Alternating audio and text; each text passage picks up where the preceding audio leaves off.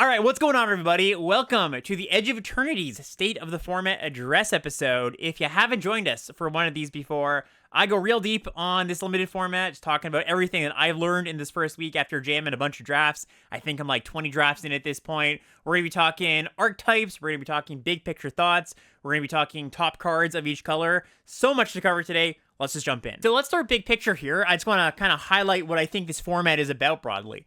So to me, this format feels a lot more like the formats we had in 2023 and 2024, and a lot less like the formats we've played so far in 2025. Aether Drift, Final Fantasy, and maybe, to a slightly lesser extent Tarkir. I felt those formats were like a notch slower than the formats we saw in previous years. I think the formats in 2025 have kind of felt like, well, it's good to play a 2-drop on turn 2, but you don't feel behind necessarily when you don't do that. And they're formats where casting like a 3-mana card draw spell on turn 3 felt kind of like a fine thing to do, not affecting the board on turn 3, but going up some other resource feels fine. There are a lot of decks I felt like I could draft in Aether Drift, Final Fantasy, Tarkir, where my plan was basically, all right, like draw a bunch of cards, go over the top, maybe win with some big expensive card, or maybe just win by outcarding the opponent, just control plan, killer stuff, and just beat up a bunch of cards at the end of the day. I think if you approach Edge of Eternities with this mindset, you're going to have a bit of a tough time. And I say this because this is how I started out drafting the format. I had my moment yesterday, thankfully, where the format really clicked for me. And I started winning a little bit more than I had been in the early days, but in the early days, I had a lot of 3-3s, 2-3s, and I think when I went back and checked, hey, what's going on here? Why aren't I winning? And, more importantly, why am I losing? It's because I was drafting and playing the games a lot more like I would have in Final Fantasy or Aether Drift, sort of planning for the long game rather than just focusing on putting as much power and toughness I could on the board as early as I could. Now, I don't want to oversell this point, and me starting with this as the main point to talk about might frame it as like, oh, this is an aggro format. I don't think I would necessarily call it an aggro format. It's not quite Phyrexia Albion. Games can go long. You often do have the big green matchups or like the blue card draw matchups where the game does come down to be about card draw and who can land, their big, impactful, expensive thing more than cheap creature combat. But I do think it helps to frame this format as one where the price of entry to playing is playing a board affecting 2-drop. And also one where the default strategy is to be proactive rather than reactive. I don't think this means you need to be straight up aggro where you're like, my plan is just to kill them as soon as possible. But it does really mean putting a priority on playing efficiently static creatures early in the game over anything else. And that's really a big theme of today. And this was my biggest level up that took me from losing to winning. Stats are king. Things that have high power, high toughness, can brawl, can get into combat early. Those are really the cards that matter, quote unquote matter in this format. And when I went back to all my games, this is often what I do when I am losing early in a format. I go back to my games in 17 lands and I say, okay, what is the common theme with my losses, right? What is the actual thing that is making me lose this game of Magic? Was it I ran out of things to do with my mana? Was it, my opponent was outcarding me? In so many of my losses, the answer was my opponent was playing creatures in the early game that I couldn't deal with. I was taking too much early damage. The creatures that they were playing just didn't let me block profitably. They were big green things or things that grew, scaled as the game went on. And so I was put on the back foot. I could just never really stabilize, never come back.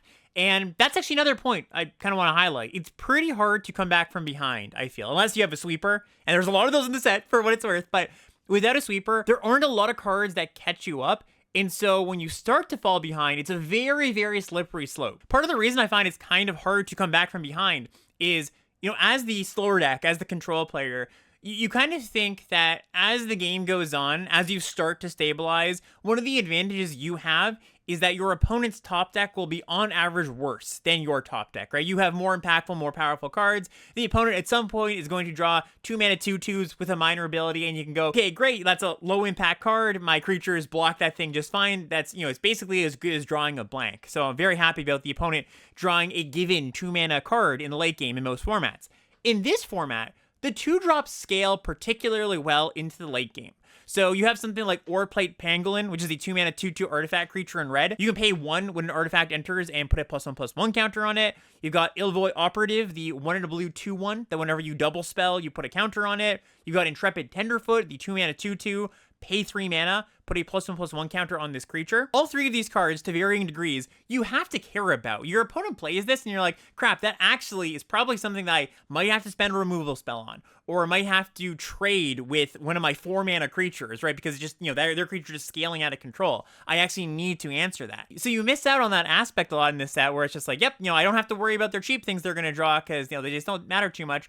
A lot of cards scale in this format. I remember on the last day of spoilers, when we got the common dump, a lot of the commons hadn't been previewed yet, and it was crazy, actually. Like 50% of the creatures, maybe even more than that, had some variant of, when I do a thing, I get bigger. And just go through the set, go through the commons. Like, I'm pointing at 3 here, but there are so many cards in the set that have this ability. Like, when you do a thing, whether it be, trigger void, or whenever you, double spell, cast an artifact, whatever it is, I grow a little bit. And there are so many cards like that. Playing a reactive game, I've just found to be very, very difficult, especially, we're going to get into talking about Spacecrafts, but especially because some of the expensive, over-the-top cards are Spacecrafts, and those don't block right away. Or if they do, you have to tap some of your creatures, right? So in a lot of other sets, where your big expensive thing might be, like a green 6 mana 6/6 gain 4 life or something. In this set, it's a big Spacecraft that might not necessarily stabilize you in the same way as some other expensive cards in other sets. Anyways, we're gonna move on to our next points here, but really just wanted to start with this idea that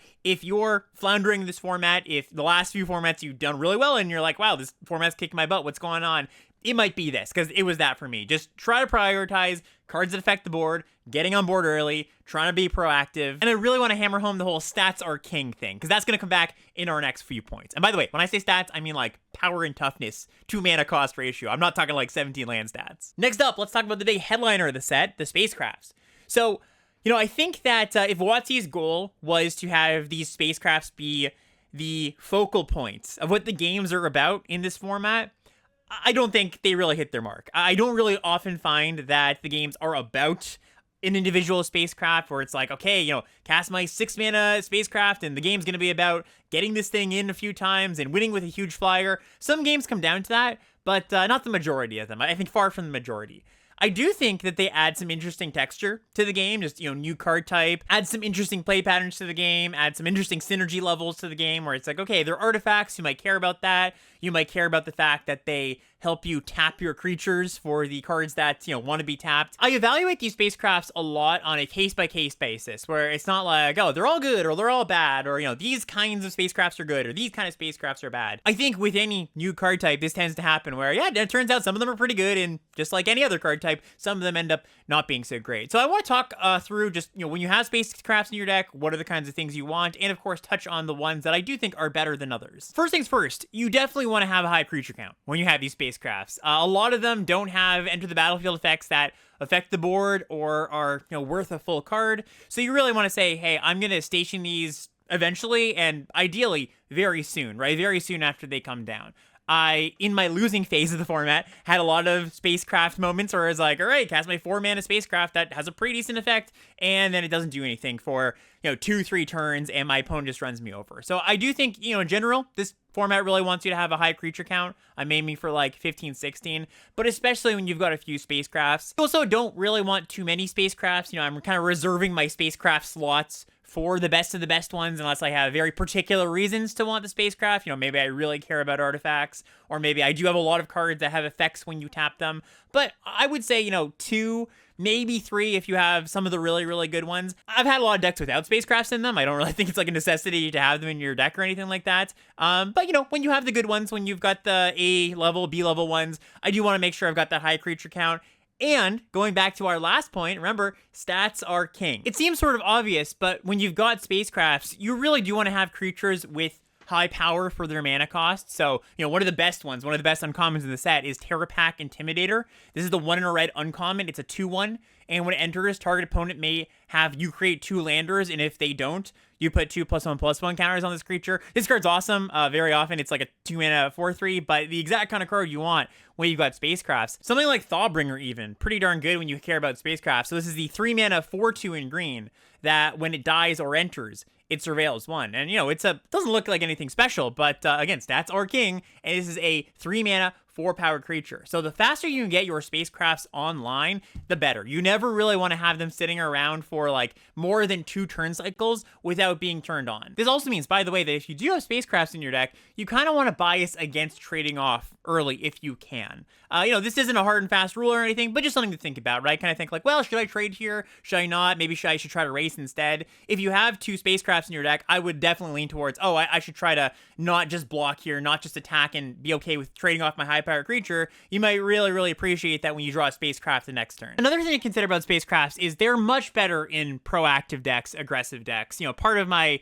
losing early in the format was trying out the new card type in decks that maybe were a little bit slower, maybe had a lower creature count than was necessary for spacecrafts. Not only are you going to be able to station them more often if you're proactive, all the things I've been talking about so far, have a high creature count, but also you don't feel the effects of tapping a creature, taking away a blocker as much, right? If you're the proactive deck, if you're on the front foot, you can go, okay, I play my 4-mana card, my 4-mana 4/4, I tap it, put some counters on my 3-mana spacecraft, that feels pretty good. It feels really, really bad though if you're behind and you're trying to do that. It also puts you in a position, if you are behind or if you are trying to play the control role, where you've like played your spacecraft, you then play your 4-mana 4/4 and you're like, should I tap it? Should I not? I don't know. You're like, okay, well, I guess I'll try to block here. They cast a removal spell and you're like, well, I didn't get to block anyways, and now my spacecraft is sitting here doing absolutely nothing. So there's exceptions to this for sure, but in general, I think this is an aggressive card type. I think it is something you want way more often if you're trying to be proactive,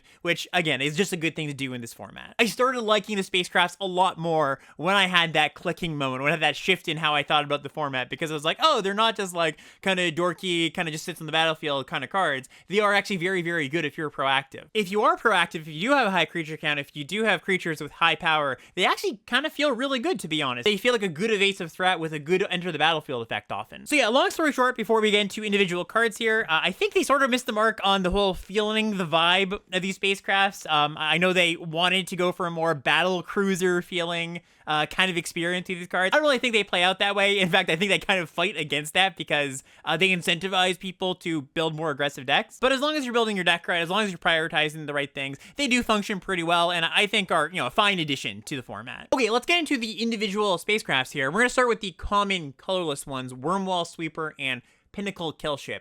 And I'll say that both of these cards, I never really am excited to put them on my deck. I'm never actively seeking them out. They've made my deck here and there, but usually they're like cards, 15 to 23, somewhere in that range in my deck. So the Wormwall Sweeper is the 2-mana, when it enters, Surveil 2, and then at 4 counters, it becomes 2/2 flyer.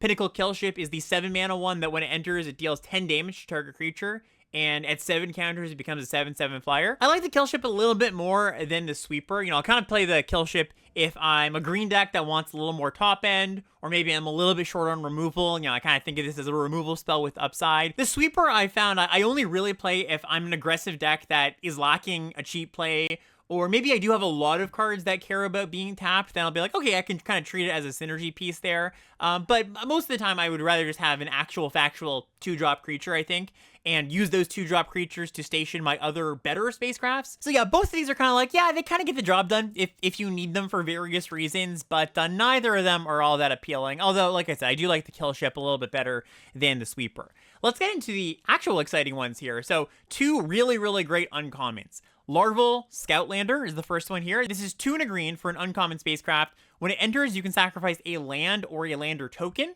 Search your library for 2 basic lands, put on the battlefield tapped, and then at 7 counters, it becomes a 3/3 flyer. Yeah, this one is really, really great. So if you ever sacrifice a lander token to this, it feels busted good. And even just sacrificing a land kind of feels okay. Think of it as a ramp spell that turns into a creature later. It also gives you double landfall triggers for cards that care about that. So yeah, this is one of the premium ones. I take it very, very highly. Part of this is that green is very good in this format. We're going to get to that in a few minutes. And, it's always good to start with a green card. But yeah, Scoutlander does a lot of really good things, and the body's kind of small, 3/3 flyer, but you don't need too much on top of your ramp spell that like double fixes you, or sometimes if you can sack that lander token, double ramps you, which is very, very powerful. The other uncommon I'm very into is Fell Graveship. This is the 2 and a black one that says when it enters, you mill 3, then you return a creature or spacecraft from your graveyard to your hand, and then at 8 counters, it becomes a 3/2 flying lifelink. Sort of kind of the same template, actually, as the Scoutlander, where it's like a pretty solid effect. Mill 3, get back a creature in the graveyard.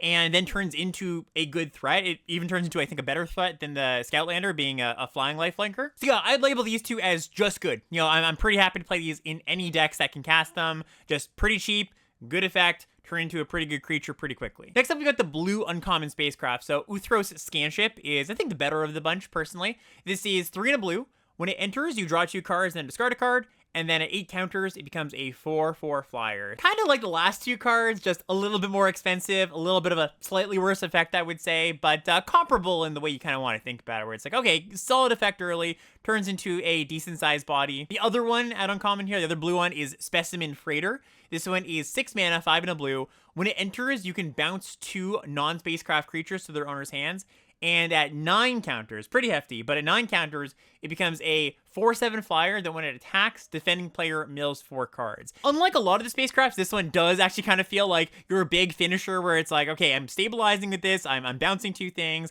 and then, you know, I'm going to mill you out with it. There aren't a ton of expensive Spacecrafts that I really like, because again, you kind of run into the issue of like, well, you know, it's an expensive thing that might not affect the board, doesn't turn into a creature until I tap some of my creatures, but I do think this is one of the better ones, because it does stabilize you right away. That's kind of it for the uncommons. There's a few other ones we're going to go through here in a minute, but I think all of these are a little bit worse than the ones I just mentioned.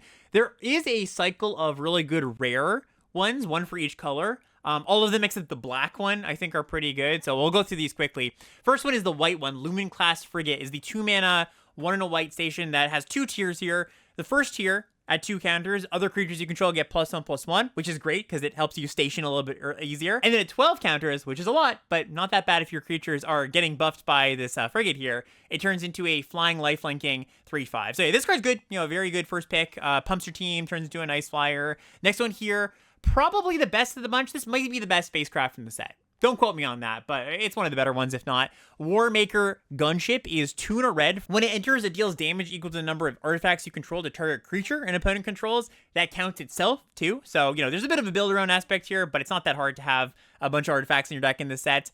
And it turns into a 4/3 flying at 6 counters. So it just comes in, kills a thing, often kills something on curve. You know, you play a 2-drop artifact creature into this, you can kill their 2-drop, maybe even their 3-drop. Scales as the game goes on. You know, the board gets a little bit more stalled out. This will kill anything, and then turns into a pretty good creature. Another sort of artifact build around is Synthesizer Lab Ship. This is a single blue mana. It's also got 2 tiers. At 2 counters, it gets the ability at the beginning of combat on your turn, up to 1 other target artifact you control becomes a artifact creature with base power and toughness 2/2, gains flying until end of turn, which is kind of nice, you know, just like start to send your lander tokens to the sky. Also, even though lander tokens will be summoning sick the turn they come down, because, you know, whenever you animate something, turn into a creature, it gains summoning sickness, you can still animate a lander token that you just played, pump its power and toughness into the station, and then at 9 counters, it becomes a 4/4 flying vigilant creature. So yeah, in an artifact heavy deck, you know, blue-red, for example, a really, really great threat. And then, kind of a surprising one here, because we have a lot of cards that look like this card in the past that are very bad, but this is a good one. I think they actually got it right on this one. Sledge Class Seed Ship. So this is 2 and a green. It doesn't do anything when it comes in, but when you get to 7 counters on it, it becomes a 4/5 flyer that when it attacks, you can put a creature card from your hand onto the battlefield. So yeah, we also see these cards. They're often like 4 mana 3/3s or even 4 mana 1/1 sometimes. Usually these are cards for the commander players, but I do think that this one is actually just pretty darn good. So if you think about this as like, you play a 2-drop, you play this, you put your 2-drops power into this on turn 3.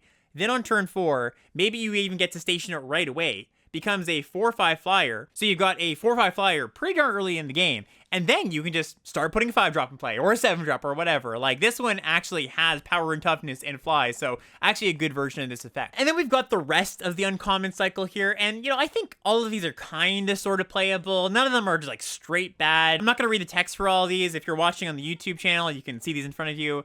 They kind of range from, like, C-level playable to kind of D-level filler card. They either have the issue of being too expensive and not impacting the board enough right away, or having like a station cost that's a little bit too high, a little bit too prohibitive, or having an enter the battlefield effect that just isn't quite that good. You know, for example, we've got the Debris Field Crusher, which is a 4 and a red one, that when it enters, it deals 3 damage to any target, and then at 8 counters on it, it becomes a 1/5 flyer that you can pay 1 in a red to pump it, +2/+0 until end of turn. So yeah, like the flying side of it, not so good. Like the creature becomes whatever. 5 mana deal 3, pretty whatever, and that's sort of kind of the template on a lot of these, where it's like kind of not great effect, turns into a kind of whatever creature. The ones we talked about previously, they either have really, really good bodies or really, really good enter the battlefield effects. And just before we get to our next point, I want to give a quick shout out to the Patreon, patreon.com/limitedlevelup, so you can go there. If you like what we're doing here, you want to support the show, we are not a show that runs any ads or anything like that. It's very much a crowd-funded show, so go check that out if you want to support. Also, there's the Limited Level Ups Discord. You can go check that out if you want a community of like-minded Magic players that want to get better at limited Magic. Lots of people over there that are very happy to look at your deck you just drafted, give it a once-over, give you some thoughts on the build, maybe even look at your draft log if you want to do that. That's a free Discord. Anybody can join. If you want to check out either the Patreon or that Discord, check it out in the link below, in the YouTube video, or in the podcast feed. All right. Back to the show. All right, next big picture thought here is we got to talk about green. So the emerging story of the format, if you look at 17 lands or, following along with community opinion, is that green is the best color. And I'm in that camp. I believe that as well. But what about the green cards is actually making it the top performing color? So, one thing that I can say is that it gets the highest density of the lander tokens, right? These are pretty much the only way to fix your mana in this set. I mean, there's like a land at common that isn't very good. There are some rare lands. There's a few other ways in green to fix your mana. But if you're looking to fix your mana, lander tokens are kind of like it, and green gets the lion's share of them. That's all great. Lander tokens are good. Galactic Wayfarer, which is the best common in the set. This is the 2 and a green 3/3. Then when it enters, you make a lander token. This is just a great raid card. Your 3 mana 3/3 attacks, blocks just well, and you're left with a lander token. Not much to complain about. But if you look at the other cards that are performing very well on 17 lands, the other commons, one of the common threads they have is not that they have awesome value effects, or they're really pushed for the mana value, things you tend to kind of expect when a color is overperforming. A lot of the cards in the B range on 17 lands right now just happen to be big. They have a lot of power, which is relevant for both of the big picture points that we've already talked about. One, the green cards are the best cards in the set at stationing your spacecrafts. Again, obvious when you just put 2 and 2 together, but maybe not immediately apparent when you're just trying out the set for the first time. And then number 2, they're very, very big. Your opponent goes, oh, that's a 5 mana 5/5. I have to deal with that. And when green is often at its best is when it gets a density of very big things. Because, you see one big thing, a 5 mana 5/5, okay, your opponent goes, okay, I killed that thing. But then you play another, and maybe before you play that 5 mana play 5/5, you played a 4 mana 4/4 trample and a 3 mana 4/2, right? And every single one of those cards, your opponent has to respect. They have to care about. They have to interact with in combat. They have to, if they're aggressive, they have to get out of the way. Or if they're trying to defend, they have to go, yeah, I can't take 5 more than once, really, so I have to answer that thing. So it kind of compounds, right? The number of big things that green has, not only does it just line up well with the incentives of the format, with all the spacecraft stuff that is, but also it just puts your opponent in a bind very, very quickly, I find, because they get overwhelmed by power and toughness. So just to really highlight how deep this goes on, this isn't anything special, but mana has stats. Some of the cards in that B-ish range are extremely unassuming, and you would not expect it. So Thawbringer is one of them. I talked about this one a few minutes ago. This is the 3 mana 4/2 in green, that when it enters or dies, Surveil 1. All right, seems kind of filler, seems kind of whatever, but 4 power is a lot, and when I see this on the opposite side of the battlefield, especially if I haven't played a 2-drop already, I'm like, oh crap, I gotta do something about that. It also doesn't die to depressurize, for what it's worth, the black 2 mana removal spell. A few other ones that are, sitting right up there with it are Germinating Worm, the 5 mana 5/5, that when it enters, you gain 2 life, and it has Warp for 2 mana. So, really good stabilizing play. If you warp it and then cast it, you have gained 4 life. Like, 4 life's a lot of life. And you can also do the thing where you warp it in for very cheap, station your spacecraft, and maybe you turn on your 3 mana spacecraft on turn 4, you play us on turn 5. That just, again, snowballing with threats that your opponent has to care about. Ice Cave Crasher, another one here. This is the 4 mana 4/4 trample. With the landfall ability, it gets +1/+0. So you can kind of see the story that's building here, right? You play any 2 into, a Galactic Wayfarer or a Thawbringer, and then into a Crasher, into a Germinating Worm. These things are just massive. And I was talking about how a lot of the cards in the set grow, right? They have the potential to have a lot of power and toughness as the game goes on. I think green's advantage really is it does not have to work for its power and toughness. It is very good at stationing spacecrafts just by cast your thing, station my spacecraft, oh, look, now it's on, right? You don't have to do the thing. You don't have to jump through any hoops. You're just big already. Green also gets Gene Pollinator, which happens to be one of the best commons in the set as well. So this is the 1 mana 1/2 artifact creature that says tap and untap permanent you control. Add 1 mana of any color. So Once again, this fixes your mana in a set with very little mana fixing, and pumps out these big things even quicker than they might already come out. So, you're looking at a turn 3 Ice Cave Crasher into a turn 4 Germinating Worm.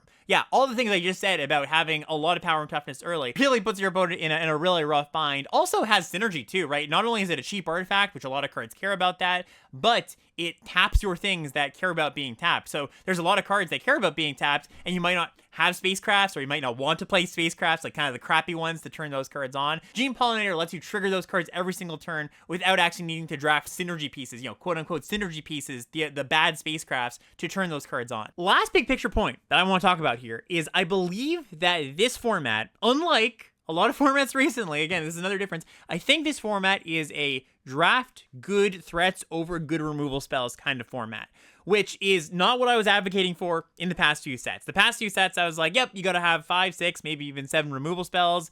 A lot of those sets had a lot of very, very good rares, and you just had to kill them. A lot of really, really good uncommons. Not that there aren't good rares and good uncommons in this set, and it's good to have a couple removal spells. I do still want to have a few. I want ways to interact, but I think it is more important to get on board, to start affecting the board, to be proactive. I've ended up in a lot of spots where I've drafted 5, 6, 7 removal spells, and I've gone, okay, kill your thing, kill your thing, kill your thing, and ended up in that situation where it's like, oh, their 2-mana 2/2 is now a threat because it's the pangolin that's just gonna grow. Okay, well, I have to answer literally every creature they draw, and then, Spacecrafts become a problem in the late game, because if you've gone like, kill your thing, kill your thing, kill your thing, and then they play a Spacecraft on turn 5, and you're like, okay, well, I probably have to save a removal spell for that eventually, and every creature they have will slowly start growing that, and I not only have to kill the creatures that they've drawn, but then the Spacecraft. All of those factors put you in a situation where you don't want to be caught with a bunch of removal spells in your opening hand and no way to progress towards ending the game. If you look at the 17 land stats, I think this bears out as well, where a lot of the cards in that B range are good threats rather than good removal spells. The good removal spells kind of sit at the C+ range in this set. Even something like Gravkill, the 4-mana exile target creature or Spacecraft. We had Sephiroth's Intervention last set, which is a very similar card.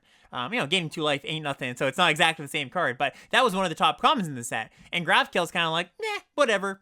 Again, I want these removal spells, your Lost in Spaces, your Bombards, your Banishing Lights. I want a few ways to interact. I'm just not going to take them all that highly. The one exception I do think is actually a really, really good common removal spell is Orbital Plunge. So this is the 4-mana 3 red sorcery that deals 6 damage to target creature, and if excess damage was dealt this way, you make a land or token. I'm more up on this one because not only does 6 damage just kill a lot of things, including the big green things, where some of the smaller removal spells like the red deal 2 or deal 3 if you've triggered Void, or even like Bombard, 3-mana deal 4, those don't kill a lot of the big green things.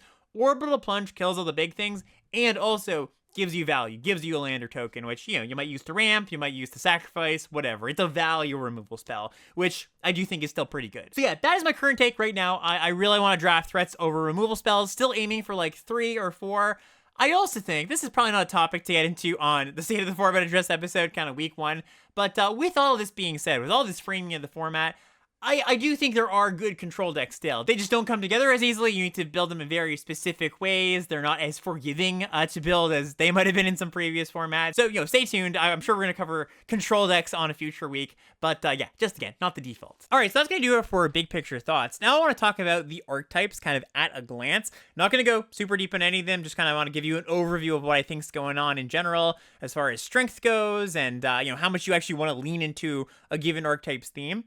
I think in general, the archetypes in the set, the 10 2-color pairs, the theming is fairly light across the board, where I don't think you're supposed to go like all in on a certain synergy, especially because a lot of these decks are very half-baked in their theme. Like, for example, Black-White is supposedly a go-wide deck, but there are no black commons that help you go wide, and there's like 1 or 2 white commons that help you go wide. So a very half-baked theme. Also, Green-Black falls into that. Green-Black's supposed to be like a graveyard recursion deck, and that theme is almost non-existent. So, buyer beware, proceed with caution in a lot of these decks. And even some of the decks that are a little more synergy focused, like Green-White Counters and Red-Blue Artifacts. Those are decks where you really want to prioritize the words, with the card, what the archetype is asking you. I generally, when I'm drafting, will take the good cards, the quote-unquote good cards, over synergy pieces first. Maybe I'll pick up the synergy pieces later. But yeah, I think it's definitely going to be a bit of a trap for a lot of people to be like, okay, I'm drafting red-white stations, for example, and go all in. Don't think you really want to do that. Theming is light. There are some exceptions here and there, but generally when I'm drafting, I'm looking for like, okay, what are the two most open colors? Let me put the good cards of those colors in my deck. As far as strength goes, the top spot is currently blue-green, and blue-green is just really good because blue and green are very strong.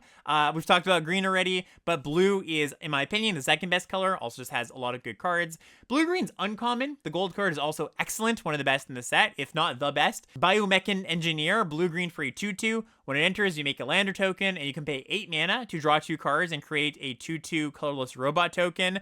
I honestly haven't activated that very much. I just mostly see this as like 2 mana 2/2, make a lander token. Once in a while, yeah, you use this for a mana sink, but I find that in my blue-green decks, once I get to this much mana, I want to affect the board with like a big thing, right? Rather than draw some cards, put a 2/2 on the board. Kind of just like a mana sink if you need the mana sink. But really, 2/2 make a lander token, that is phenomenal. All of the green archetypes, save for green-black, have just been pretty good too. So like green-red landfall, you know, kind of just good green cards plus good red cards. Green-white counters has been pretty effective. So, you know, this is one of the decks where you lean a little more into the theme, where you pick up cards that care about +1/+1 counters. And there's a lot of decks that I kind of see in like the middle of the pack that, you know, some of these actually don't even have very good win rates currently on 17 lands. Like blue-red artifact aggro is actually one of the lesser winning decks, but my last 2 trophies have been blue-red, so you know, I definitely think it can work. You can definitely have a deck where like, yeah, blue and red are open, these are the colors I'm supposed to draft, and you know, I'm just putting good cards in my deck. I don't feel like any of the archetypes, maybe save for green-black, that, you know, we'll talk about that in a second,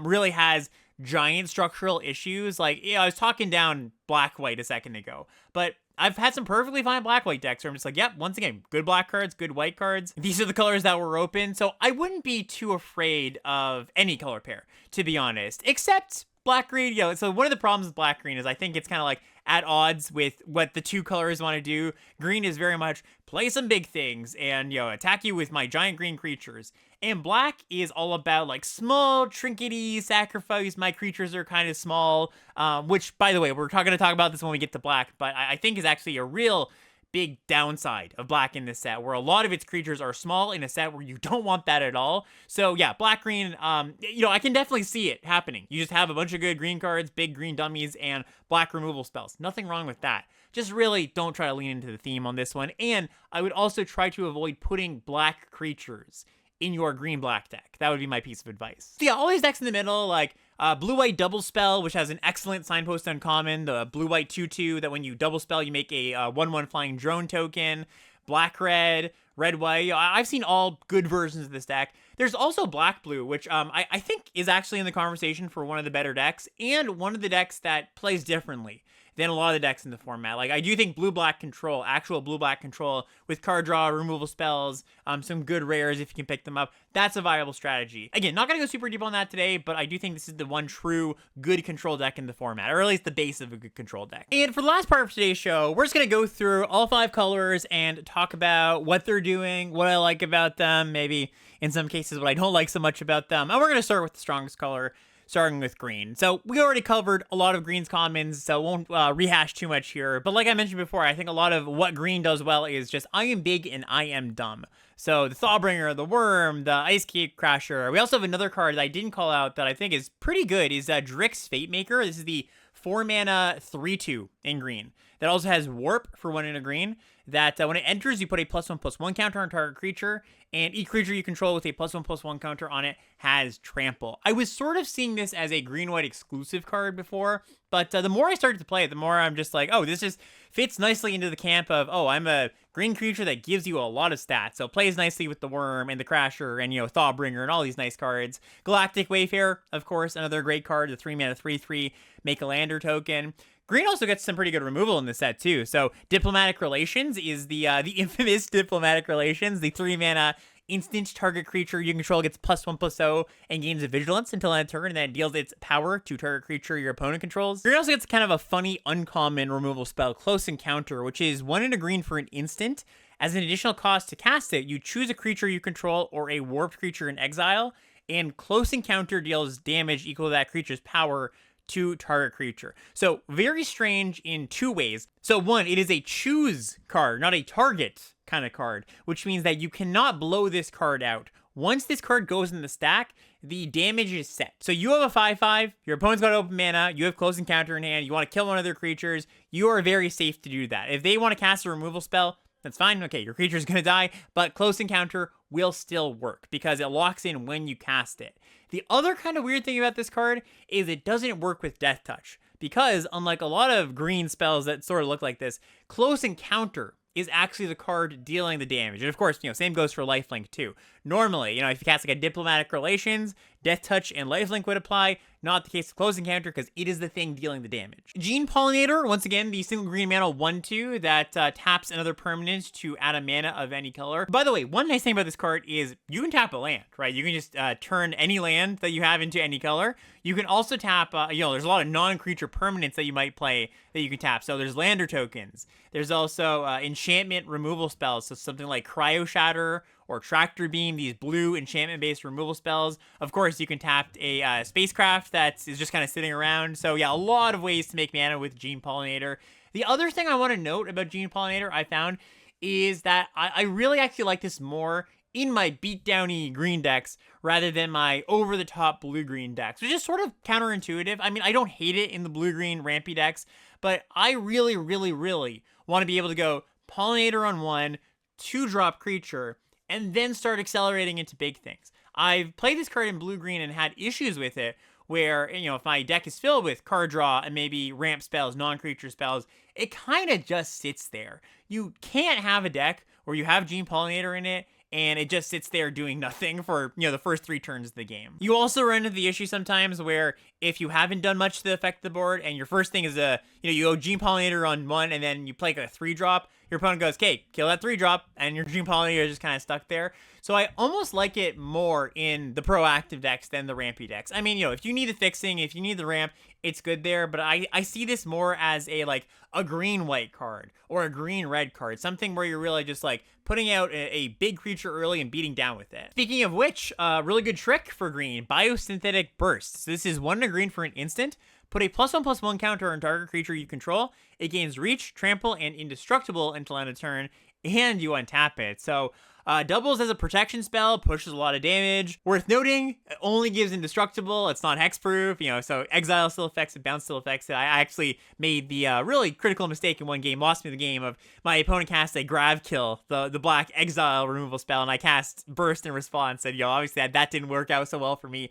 So yeah, I like a copy of this card, maybe even 2 sometimes if you're playing a green-white deck, but even in your red-green, blue-green decks, totally fine. I really like the first copy. And I've been giving a lot of the green commons a lot of love, but green's got a lot of really, really awesome uncommons too. So starting way down at the 1-drop slot, Edge Rover. Single green mana for a 2/2 artifact creature with reach, and when it dies, each player creates a Lander token. Not a ton to dislike about this card, right? It's 1 mana 2/2, reach. It's a cheap artifact. It makes a Lander when it dies. Sure, it gives your opponent a Lander, but that's generally net neutral, maybe even a slight benefit to you. So yeah, just a very, very good 1-drop.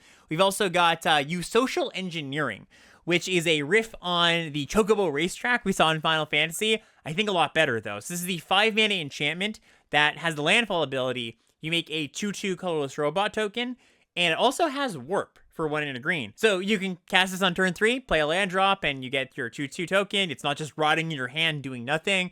You can also go on turn 4, play this, play your land, crack a Lander, get 2 tokens. That looks really good. So yeah, it's easy to underrate this card if you are used to Final Fantasy, if you play that set and are used to Chocobo Racetrack, which is kind of mid. This one is a very good uncommon. I take this one fairly highly. Another awesome one, Harmonious Gravestrider, 3 green for a star creature. Its power and toughness are equal to the number of lands you control, and it has Ward 2. This one's easy, as we've been talking about this entire time. Stats are great, and Ward 2 is nice protection. Also have Siege Ship Agrarian, which is a 4 mana 3/3.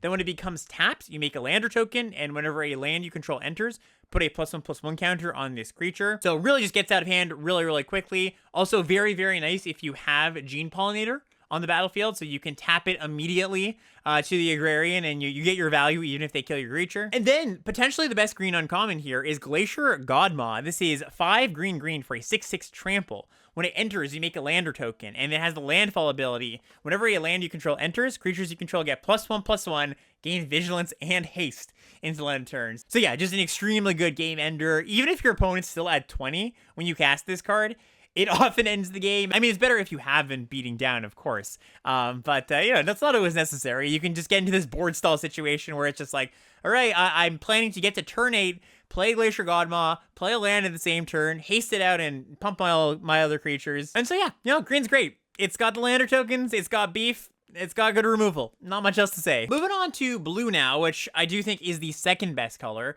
So blue's best common is actually, a little bit out of place as far as like what I usually prioritize in this set. Cryogen Relic is 1 in a blue for an artifact. When it enters or leaves the battlefield, you draw a card. You can pay 1 in a blue to sack this artifact, put a stun counter on up to 1 target tapped creature. Notably, you can't tap a creature. It has to be already tapped. This card is not proactive, right? It's not affecting the board directly unless you sack it in the same turn, and even then it's kind of a minor effect. But I think it's so good at what it does that that's okay. Like, the rate on this card, even though it's not a board affecting card, even though it's not something that attacks and blocks, it's not a removal spell, I still treat it as the best blue common. We've seen this kind of effect before at this rate be pretty good, like 2 mana to draw a card and then 2 mana to draw another card later. We saw that on Deduce from Murders at Karlov Manor. And this card has a lot more synergy, I think, in this format than Deduce had. It's a really, really awesome thing for the artifact deck, and it also plays extremely nicely with blue's other really good common, Selfcraft Mechan, which is 3 in a blue for a 3/4. It's an artifact creature. When it enters, you can sacrifice an artifact, and when you do, you put a +1/+1 counter on target creature, and you draw a card. So, you can see the obvious synergy here. You play the Relic early, you play the Mechan, you sack the Relic. This interaction now draws you 2 cards, and you get to put a +1/+1 counter somewhere. So I take Relic earlier than the Mechan because I think it's generically a better card, but Mechan's really, really good too. It needs a little more support than Relic. You can kind of just put Relic in a deck and it'll be okay. But yeah, just this combo, really, really nice. Really looking for, if I could have 3 Relics and 3 Mechans in all of my blue decks, I think I'd be pretty happy about that. The other card I like in blue a lot is Cryo Shatter, the blue removal spell. Single blue mana for an aura enchant creature. The enchanted creature gets -5, -0, and when it becomes tapped or is dealt damage, destroy it. So your opponent gets one more crack at something. They can station one more time, and often not even that because they'll have -5 power. But, it can maybe use an activated ability one more time. It can block once. It's pretty darn close to a effective blue removal spell. There are some cards that it really gets embarrassed by. Like, there are some good activated abilities in the set or passive abilities where you're like, hey, this doesn't actually deal with it. But for 1 mana, you can't really complain. I would kind of liken this to Unable to Scream from Duskmourn, and I would kind of take it around the same range, which is to say, maybe like 5th, 6th pick, something like that. Wouldn't mind, 2nd, 3rd picking it out of a kind of weak pack. Then a few other notable comments here. Lost in Space, which is the blue 4 mana top or bottom instant. You also surveil 1. One little quirk about this card in this set is that because people are shuffling their libraries quite often because of lander tokens, you can actually get your opponent with this thing, right? So they go, okay, end of turn, crack my lander token. You cast Lost in Space on one of their creatures. Now it just gets shuffled into the library, right? It basically is an actual removal spell. And the other one here, Nanoform Sentinel. This is kind of a funny one. This is 3 mana for a 3/2 artifact creature. When it becomes tapped, untap another target permanent. This triggers only once each turn. So what you can do with this, you can do a few things. One, it's very, very good at stationing spacecrafts, right? Because, it plus something else and you get to untap the other thing. So very often when you have this plus one other creature, that's enough to station a spacecraft right there and then. It's also really nice with Gene Pollinator, right? Because you go Gene Pollinator, tap the Sentinel. Now you get to untap something else. So it basically acts as a ramp spell in that way too. You can untap another land. You can untap your Gene Pollinator if you want.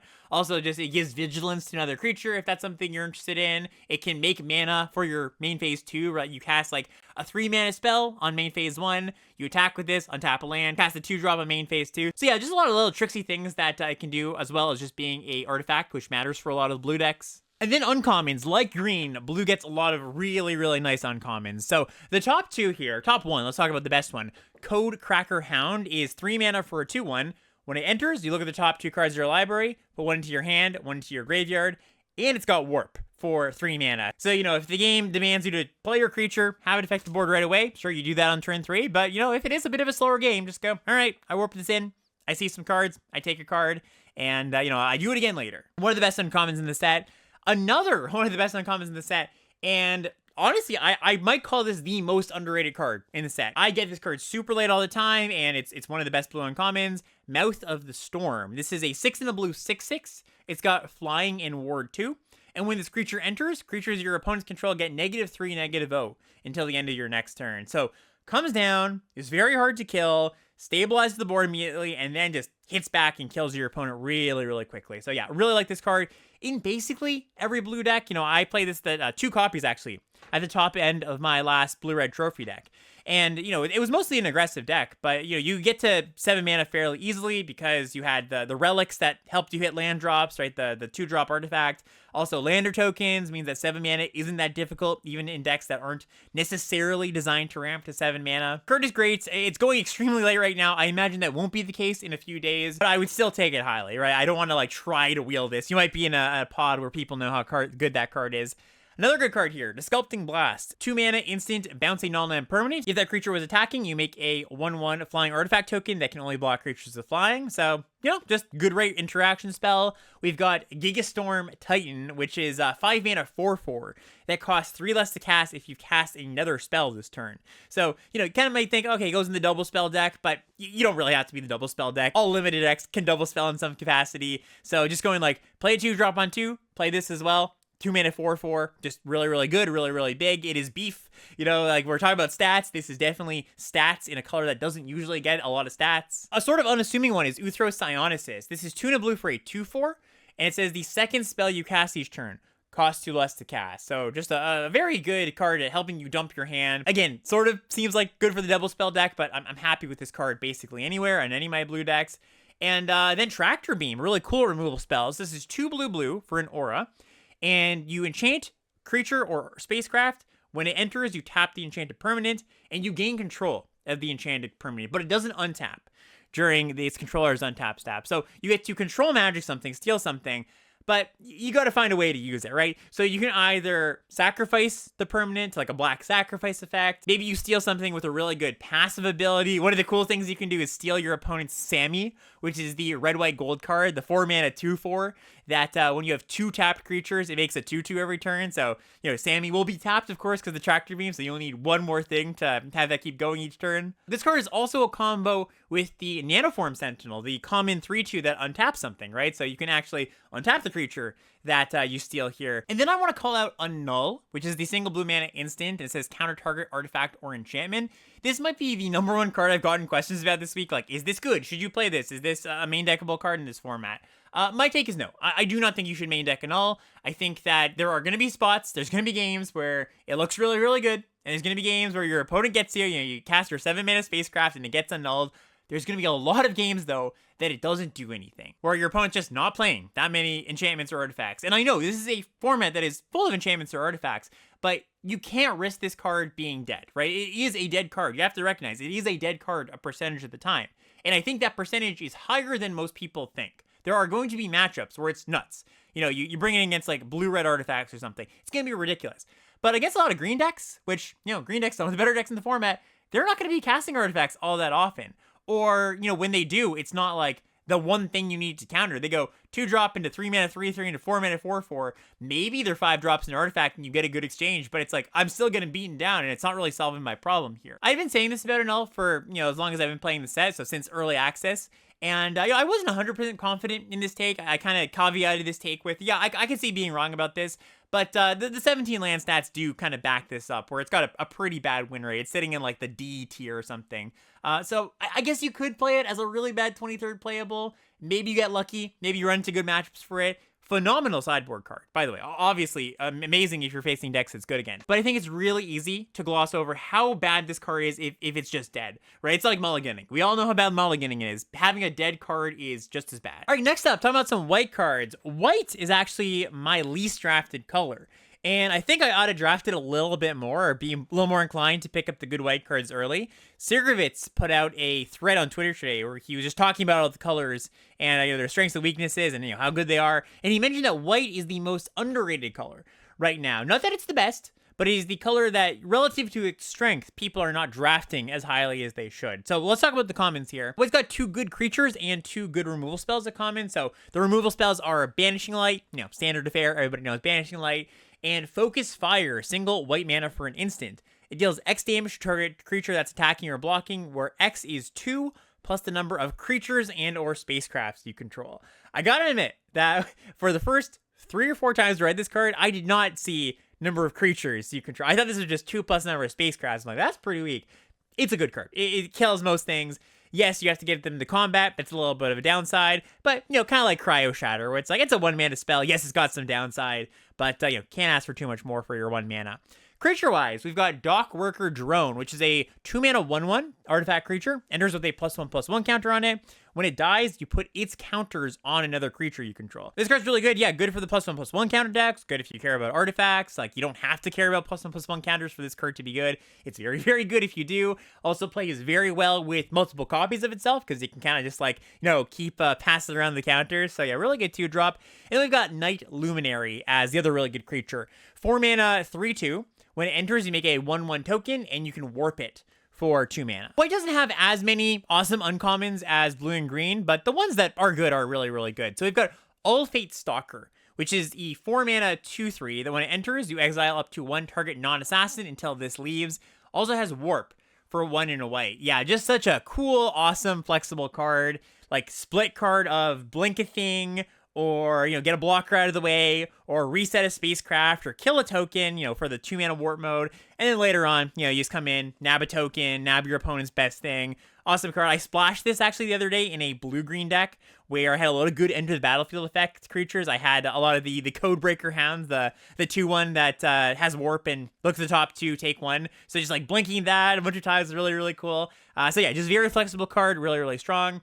Another card, kind of could say the same thing here, is Starfield Shepherd, which is a 3 white 3/2 flyer. When it enters, you search your library for a basic plains or a creature with mana value 1 or less, reveal it, put it into your hand, and it also has Warp for 1 and a white. So yeah, just awesome card, great card advantage, helps you hit your land drops. Nothing bad to say about this one. Another awesome uncommon, it seems to be a theme here actually. The theme here is Warp cost of 1 and a white on the uncommon. So if you ever forgot what are the good white uncommons, just look for Warp for 1 and a white. Ray Blade Trooper is another one here. This is 2 and a white for a 2/2. Then when it enters, you put a +1/+1 counter on target creature you control. And then whenever a non-token creature you control with a +1/+1 counter on it dies, you make a 1/1 token. And of course, like I said, it has Warp for 1 and a white. So yeah, just a really strong card as well. Last white uncommon I want to talk about is one I don't think is on a lot of people's radars, but it is fairly strong. So Sunstar Lightsmith is 3 and a white for a 3/3.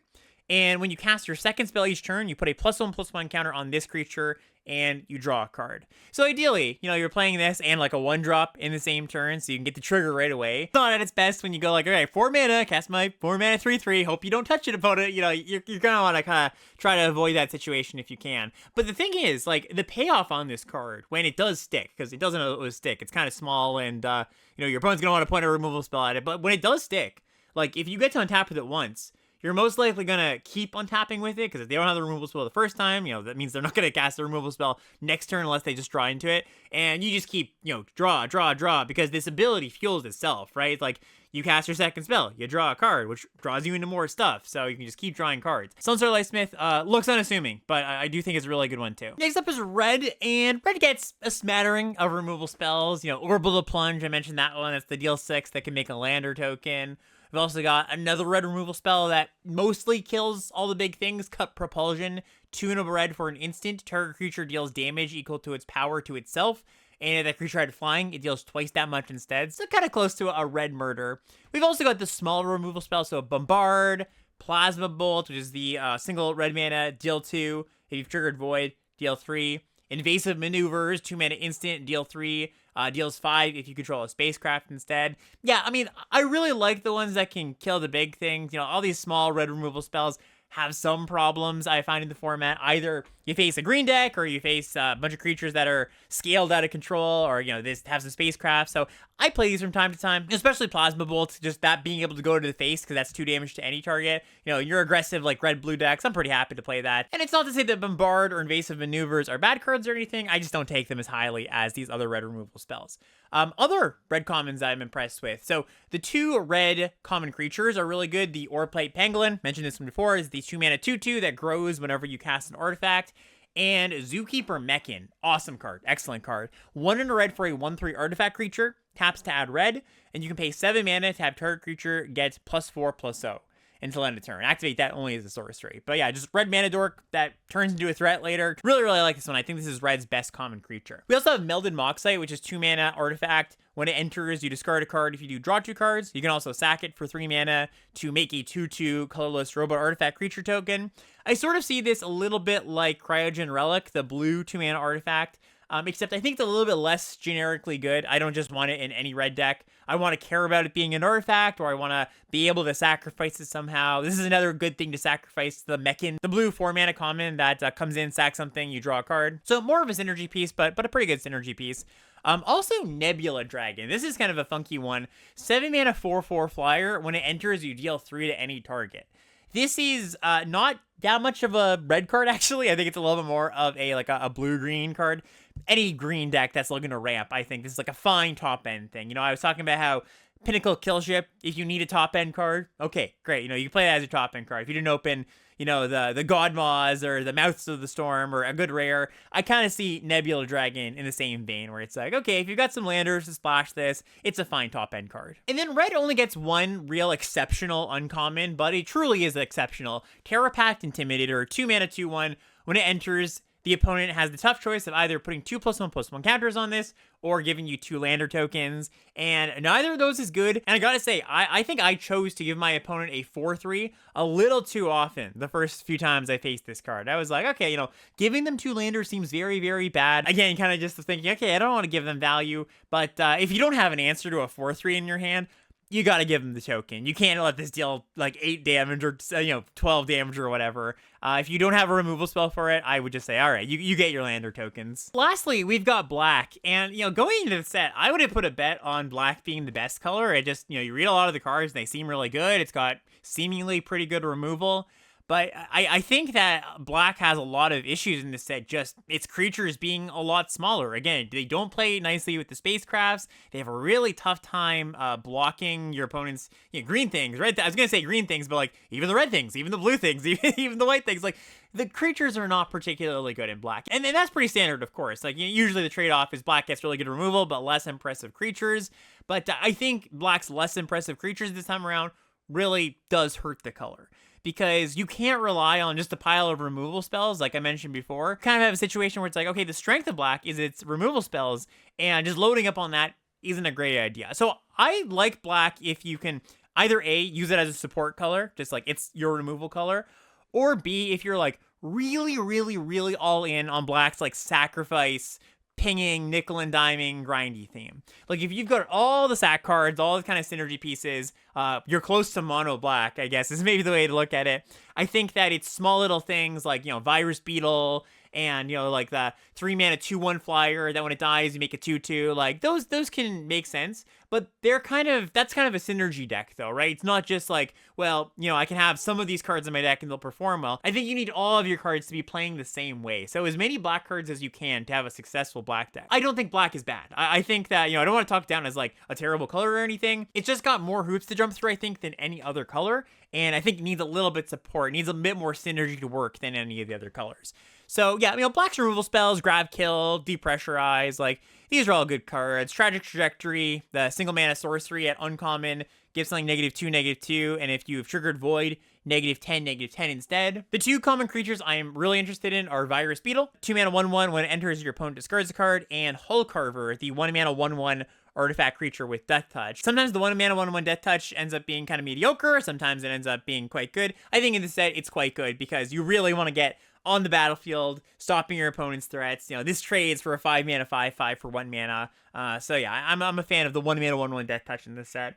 And then black's got some pretty good uncommons, I will admit. So 2 really, really nasty ones are Monoist Circuit Feeder, which is a 4 black 4/4 flying artifact creature. When it enters, target creature you control gets +X/+0, and target creature your opponent controls gets -0, -X, where X is the number of artifacts you control, so usually just kill something and buff something of yours. Really, really nice threat. Also, a really awesome removal spell, Dubious Delicacy. 2 to black for a food artifact. It's got flash. When it enters, target creature gets -3, -3 until end of turn, and you can also pay 2 and tap sack it to gain 3 life, or 2 tap sack, target opponent loses 3 life. Removal spell that leaves behind a piece of cardboard, very, very good. Also, removal spell that dings your opponent for 3 or gains you 3 life when you need to. This is one of the best black cards in the set, very, very powerful.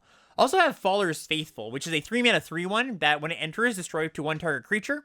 If that creature wasn't dealt damage this turn, its controller draws 2 cards. So kind of a weird modal card. You can either say, all right, this finishes off a creature that got dealt a little bit of damage in combat of my opponents, or, if they've got a creature you really need to kill, you go, okay, kill your thing, and you draw 2 cards. Not ideal. Or you go, all right, I sack my little dorky thing, my Virus Beetle. I draw 2 cards. That's a pretty good deal. So a nice flexible card. And then 2 other uncommons here, and these definitely belong in the camp of you need to have the support. As black as you can possibly be, as sacrifice heavy as you can possibly be. Umbral Caller Zealot is the 1 in a black 3/2. Sacrifice a creature or artifact, surveil 1. And Timeline Color, black for a 2/2 haste. You can cast this from the graveyard using its warp cost, and the warp cost is a single black mana and also pay 2 life. Really, really nice threat. Just keeps coming back. Good to sacrifice. Again, just very synergistic. So, yeah, I would just say if you find yourself drafting black for whatever reason, it's very open. You open up a good black rare. Try to be as deep in black as possible, or kind of the opposite. Either try to be as deep as possible or be very, very selective about the cards you're picking up and playing in your black-green deck or your blue-black deck or whatever. Really just, I think, looking for the removal spells if black isn't a main color. And that's going to do it for our State of the Format Address episode. Thank you for hanging out. If you made it this far, do check out the Patreon, patreon.com/limited level ups. Again, link in the description. On a personal enjoyment note, I gotta say, I miss Final Fantasy. Part of this is the Final Fantasy, I think, for me, is going to go down as an all-timer. I really, really love that set. Part of this is that I think that this set is just, it's fine, but compared to Final Fantasy, it just feels like, I really wish I had Final Fantasy. So, I don't know, I feel like that's kind of the consensus as well with a lot of people in my Discord. People maybe not as hot on this set, but also not, disliking it. So I don't know. I'm curious where everybody else lies. Do you like it? Do you not like it so much? Please let me know. And yeah, thank you for watching and listening. We'll see you next time. Bye, everybody.